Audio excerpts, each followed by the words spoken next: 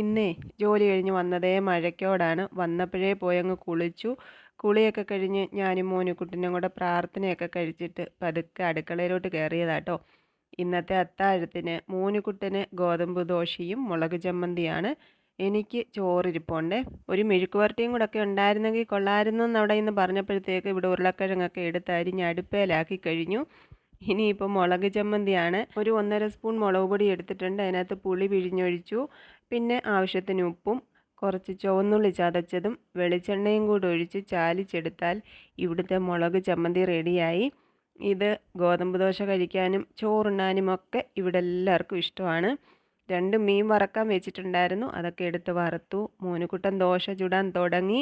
ഞാൻ അടുക്കളയിലോട്ട് കയറി. എനിക്ക് അടുക്കളയിലെ ജോലികൾ പെട്ടെന്ന് തീർത്ത് അടുക്കളയൊക്കെ വൃത്തിയാക്കി ഇറങ്ങണം.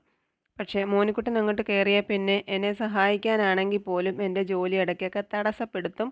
അപ്പോൾ എനിക്ക് ദേഷ്യമൊക്കെ വരും. എന്നാലും ഞാൻ ഓർക്കും എൻ്റെ കുഞ്ഞിനെ സഹായിക്കുകയാണല്ലോ എന്ന്. അപ്പോൾ പിന്നെ ദേഷ്യം ഞാനങ്ങ് കടിച്ചമർത്തും. ഇപ്പോൾ ദേ ദോശയൊക്കെ ഉണ്ടാക്കി ചമ്മന്തി കൊണ്ട് ഡിസൈനൊക്കെ വരച്ചവിടെ നിൽക്കുന്നുണ്ട്. അപ്പം കഴിക്കാൻ എടുത്തുകൊണ്ട് പോവാ കേട്ടോ. അപ്പോൾ എനിക്കുള്ള ചോറൊക്കെ ഞാൻ ചൂടാക്കി എടുത്തിട്ടുണ്ട്.